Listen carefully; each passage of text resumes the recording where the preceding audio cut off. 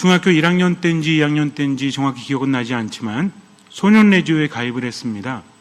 다음 주일에 5개 행사 겸 봉사를 간대요. 5개 행사가 뭔지 몰랐죠. 밖에 나간다고 하니까 마냥 좋았습니다.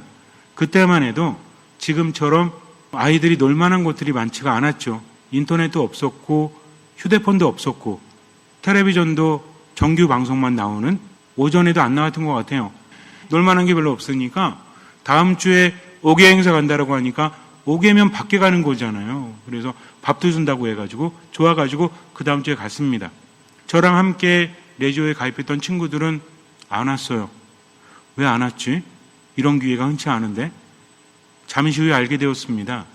5개 행사 겸 봉사라는 것을, 봉사는 빼고 들었죠. 5개 행사를 간다. 그래서 라자로 마을에 간대요. 라자로가 뭐냐고 물어봤더니 나병에 걸린 분들이 모여 사는 곳이라고 합니다.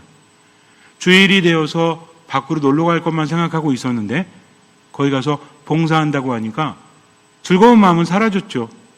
안 간다고 할 수도 없잖아요. 어쨌든 갔습니다. 라자로 마을에 가서 언덕을 올라가는데 힘이 너무 없는 거예요. 아, 이게 뭐야 이게. 어린 나이에 봉사해야 된다고 생각하니까, 더군다나 나병 환자들이 있다라고 하니까 거부감도 있잖아요. 그렇게 어쨌든 올라갔습니다. 일을 하는데 나병 환자들을 만나는 일은 하지 않았어요. 청소하는 일과 짐 옮기는 일을 하는데 제 옆에 어떤 누나가 있었어요. 고등학교 2학년 정도 됐을까?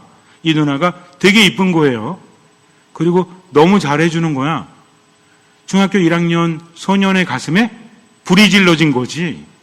이제는 누나가 있으니까 좋은 거예요. 이런저런 얘기도 해주고 간식 먹을 때도 제 거 이렇게 챙겨주고 너무 행복했어요. 그래서 끝날 때까지도 너무 즐거워가지고 누나 쫄래쫄래 쫓아다니면서 이 일 저 열심히 했습니다. 그리고 나서 말해요. 다음 달에 또 올 건데 너도 올 거니? 당연하죠. 오늘 너무 행복했습니다. 라고 말했습니다. 올 때만 해도 아, 이게 아닌데 속았구나 라는 생각이 들었지만 왜 그렇게 바뀔 수 있었을까요? 봉사를 했기 때문에? 부끄럽지만 아니에요. 그때는 봉사의 가치를 느끼기엔 너무 어렸습니다. 누구 때문이죠? 그 이쁜 누나 때문이에요. 분위기가 바뀌었습니다. 인생이라는 게 그래요. 아무리 힘들고 괴로워도 누가 함께하느냐에 따라서 달라질 수 있다는 거죠. 이 미사가 끝난 다음에 밤에 산을 가야 합니다. 여러분들은 가시겠습니까? 아마 우리 분과장님들은 가시겠죠. 남자니까. 수녀님들은요? 안 가실지도 몰라요. 자매님들은 당연히 안 가지. 이 밤에. 근데 예수님이 같이 가신데 갈까요, 안 갈까요? 가죠. 가면서 이것저것 물어보고, 그리고 삶을 살아가면서 그렇지 않습니까? 삶이 힘들고 괴로워도 예수님께서 함께 하신다면, 삶이 너무나 힘든데 아침에 예수님께서 십자가에서 내려오십니다. 아침 먹니? 나도 커피 한 잔 줄래? 하면서 내 앞에 앉으셔서 대화를 나눌 수 있다면 우리들의 삶은 힘들까요? 아니면 신날까요? 신날 거예요. 예수님, 오늘 어떤 일이 있었는데요. 너무 힘들었어요. 그랬구나. 내가 함께한다. 힘을 내라. 예, 알겠습니다. 어쩌면 예수님께 말하고 싶어서 힘든 일이 있을 때 내가 어떻게 해야 되는지를 먼저 생각할 거예요. 왜 인생이 이 모양이지? 하면서 팔자 타령하는 것이 아니라, 그래, 예수님의 말씀대로 힘내야지, 나머지는 맡겨야지 하면서 지금의 삶이 달라질 겁니다. 신앙은 무엇입니까? 뭔가를 하느님께 청하는 것? 맞죠? 우리는 부족하니까 하느님께서 주셔야 합니다. 하지만 하느님께서는 우리가 청하기도 전에 이미 알고 계신다. 신앙이라는 것은 하느님과의 관계입니다. 이것이 생각되지 않는다면, 이것을 가장 중요하게 생각하지 않는다면 신앙은 아무 의미가 없어요. 왜 봉사하죠? 왜 미사하죠? 왜 기도하죠? 왜 말씀을 듣죠? 세상을 살아가면서 왜 원수까지도 사랑할 수 있죠? 아니, 어떻게 그럴 수 있을까라는 생각이 든다고 할지라도 그 말씀을 따르는 것은 맞습니다. 저도 그렇게 생각합니다. 동의하기 때문이 아닙니다. 때로는 이해할 수 없어도 그것이 하느님의 말씀이기 때문에, 즉 하느님을 신뢰하기 때문에 그 말씀을 따르는 거죠. 얼마만큼? 할 수 있는 만큼. 나머지는 맡기는 겁니다. 그래서 신앙에 있어서 가장 중요한 것은 맡기는 거다. 하느님을 믿고 하느님과 함께하기 때문에 그 신앙은 무엇이다? 하느님과 함께 한다는 거죠. 그 하느님이 어떤 하느님이에요? 전지전능하시고 당연히 그렇죠. 하지만 중요한 것은 뭐냐면 나를 나보다 더 잘 아신다는 겁니다. 그 나를 나보다 더 사랑하신다는 거죠. 이 두 가지가 얼마나 중요한지 몰라요. 우리를 누가 알아줍니까? 여러분들 자신의 모든 것을 알아주는 사람이 있어요? 부부는 알아요? 부부에게 숨기는 거 없어요? 있잖아요. 숨길 수밖에 없는 것도 있죠. 그러나 하느님 앞에서는 숨길 필요가 없습니다. 모든 것을 아시기 때문이죠. 때로는요, 내 자신이 혐오스러울 때도 있죠. 나 이것뿐이 안 되나? 내 안의 어둠을 내가 알기 때문에 나 이게 뭔가? 라는 생각이 들어요. 그래서 내 자신이 싫어질 때도 있죠. 그러나 하느님은 그럼에도 불구하고 나를 사랑하십니다. 그만큼 아신다는 거죠. 나는 몰라도요, 내 나약함을 하느님은 나보다 더 잘 아세요. 그런데 뭘 바라십니까? 말씀을 듣기를 바라신다는 거죠. 순명은 무엇입니까? 순명이라는 것은 하느님과 함께하기 위해서 해야 되는 거예요. 그 말씀이 옳기 때문에, 그 말씀에 동의하기 때문이 아니라, 물론 그럴 수 있죠. 하지만 때로는 동의할 수 없어도 그것이 하느님의 말씀이기 때문에 그분을 신뢰하면서 얼마만큼 할 수 있는 만큼 실천하는 것, 그것이 신앙이다. 그렇다면 얼마만큼이 할 수 있는 만큼이죠? 하느님이 아십니다. 또 누가 알아요? 내가 알죠. 무엇을 통해서? 나의 양심을 통해서. 그러니까 뭐대로 살면 돼요? 법대로 살면 돼요? 우린 양심대로 살면 돼요. 양심에는 하느님께서 함께 하시기 때문입니다. 어려운 말로 뭐라고 하죠? 양심은 은밀한 지성소다. 하느님께서 거하시고 나만 들어갈 수 있는 곳이기 때문입니다. 그래서 인생에 대해서 선입견, 편견을 가지면 안 돼요. 나는 힘들다 하면 계속 힘듭니다. 그러나 하느님께서 함께 하시기 때문에 하면서 삶을 다르게 보는 거죠. 이게 얼마나 중요한지 몰라요. 여러분들은 마도성당에서 오랫동안 계셨기 때문에 새로움을 알 수가 없어요. 익숙해져 있기 때문입니다. 하지만 처음에 오는 사람은요, 모든 것을 새롭게 보죠. 인생의 문제가 왜 생기는지 아십니까? 첫 번째는 내가 보는 것만 보기 때문에 그래요. 듣는 것만 듣기 때문에 그래요. 옆에 있는 왼수를 볼 때도 짜증날 준비가 되어 있는 거지. 왜? 저 인간은 원래 그러니까. 옆에 있는 왼수를 볼 때도 이미 화날 준비가 되어 있는 겁니다. 그러다가 내가 생각하는 대로 말하거나 행동하면 즉각 짜증내고 화내게 되어 있다는 거죠. 자동적으로 일어납니다. 왜 그래요? 그 사람이 그랬기 때문에? 물론 그것도 있죠. 그러나 내가 그렇게 생각하기 때문입니다. 여러분에게 있어서 하느님은 어떤 분이십니까? 하느님은 나보다 더 잘 아시는 분 맞습니까? 그러면 하느님을 신뢰하십시오. 하느님은 나보다 더 사랑하시는 분 맞습니까? 그러면 신뢰하십시오. 길이 아니래도 그분이 가라고 하시면 가는 거죠.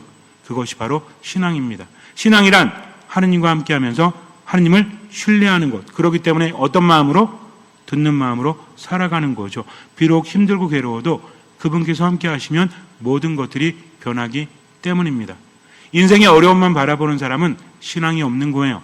하지만 어려운 가운데도 하느님을 바라보는 사람은 신앙이 있는 겁니다. 우리들의 신앙을 십자가 신앙이라고 하죠. 십자가 신앙은 여러 가지 의미가 있습니다.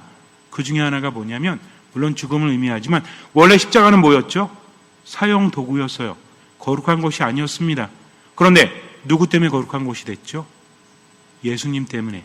십자가에 예수님이 빠진다면 그것은 그냥 사형 도구에 불과해요. 그러나 예수님께서 십자가 위에 매달리셨기 때문에 십자가는 사형 도구가 아니라 어떤 도구가 돼요? 구원의 도구가 된다는 거죠. 우리들의 삶이 때로는 힘들고 때로는 괴롭고 도저히 이해되어지지 않아도 누가 함께 하신다면? 하느님께서 함께 하신다면 우리들의 삶은 바뀔 수밖에 없어요. 우리는 어떻게 기도해야 돼요? 내 앞에 어려움이 사라지길 기도하는 것이 아니라 하느님께서 나와 함께 하시기를. 그러면서 어떤 마음으로? 듣는 마음으로 살아가는 겁니다. 편견 없이 들으세요. 주님께서는 뭐라고 하십니까? 무거운 짐을 지고 수고하는 이들 모두 내게로 오너라. 내가 너희를 편히 쉬게 하겠다. 근데 이걸로 끝나는 게 아니죠. 많은 사람들이 성당이나 교회에 이게 쓰여져 있으니까 그래, 성당 나가면 마음의 평화를 얻겠지 하면서 찾아옵니다. 세례받는 많은 사람들이 사실 이 이유 때문에 성당에 오는 거죠. 근데 성당에 다니면서 마음의 평화를 얻었나요? 여러분들은? 왜 대답을 못 하실까? 성당 오면서 평화를 얻으셨습니까? 어쩌면 성당 와가지고 더 힘들 수도 있어요. 모르고 살았으면 좋았을 텐데 하나님의 계명을 알면서 스트레스 받아. 그리고 성당에는 누가 있는지 알았죠? 천사들이 있는지 알았죠? 근데 천사만 있어요? 간혹 있어. 나머지는 다 악마만 있는 것 같아. 성당 다니면서 믿는 사람들이 더해 라는 말을 누가 하고 있어요? 우리가 하고 있다면 뭐가 문제일까요? 그런데도 성당에 왜 다니십니까? 힘들 수밖에 없어요. 사람들이 모여 살면. 중요한 건 뭐냐면 성당에 왜 나옵니까? 하느님 만나러, 그분의 말씀을 들으러, 그분을 신뢰하기 때문이죠. 예수님 뭐라고 하십니까? 고상하며 무거운 짐을 진 너희는 모두 나에게 오너라. 내가 너희에게 안식을 주겠다. 그 다음 말씀이 중요하다고 그랬죠. 나는 마음이 온유하고 겸손하니 내 멍에를 메고 나에게 배워라. 그러면 너희가 안식을 얻을 것이다. 정녕 내 멍에는 편하고 내 짐은 가볍다라고 하십니다. 예수님 만나기만 한 거예요. 뭘 안 했어요? 배우질 않았어요. 멍에를 메지 않았어요. 그러니 삶이 힘들 수밖에 없는 겁니다. 하느님은요, 거저주지 않으십니다. 왜 그런지 아세요? 거저줄 때 그것이 우리에게 독이 될지 득이 될지 아무도 알 수 없기 때문이죠. 그래서 뭐라고 하십니까? 함께 가자고 하시죠. 누구 멍에를 메라? 예수님의 멍에를 메라. 누구 십자가를 져라? 자신의 십자가를 져라. 그리고 뭐를 배워라? 온유함과 겸손함을 배우라는 거죠. 그래서 어떤 말을 하거나 행동을 하거나 생각을 할 때도 이제는 대답할 수 있으시죠? 제 3일째 묻는 겁니다. 말과 표정과 행동에 뭘 담으면 된다? 온유함과 겸손함을 담으면 된다는 거죠. 그러나 혼자 하는 것이 아니라 하나님을 믿으면서, 신앙은 하느님과 함께 하면서 언제만 살아가는 거다? 지금만. 잠시 눈을 감으세요. 그분은 우리에게 멍에를 씌워주십니다. 그런데 그 멍에는 가볍죠. 그 멍에는 짐이 아니라 우리에게 편안함을 주는 겁니다. 그분과 함께하기 때문이죠. 예수님의 짐도 마찬가지예요. 마음대로 산다고 해서 삶이 행복한 거 아닙니다. 때로는 짐을 질 수 있어야 하죠. 인간의 몸이 그렇대요. 어느 정도의 짐을 져야 몸이 활성화된다라고 합니다. 예수님은 나를 나보다 더 잘 아시고 나를 나보다 더 사랑하십니다. 그렇기 때문에 적합한 짐을 나에게 주시는 거죠. 하나님을 신뢰한다면, 나를 나보다 더 잘 아시고 사랑하시는 하나님을 신뢰한다면, 그분이 나에게 더 좋은 것을 준다는 것을 믿는다면 때로는 이해되어지지 않아도 그분의 멍에를 메고 짐을 지고 듣는 마음으로 지금을 살아가십시오. 할 수 있는 만큼만, 나머지는 하느님께 맡기십시오. 주님께서는 그 믿음을 보시고 우리 삶에 놀라운 기적을 일으켜 주실 것입니다.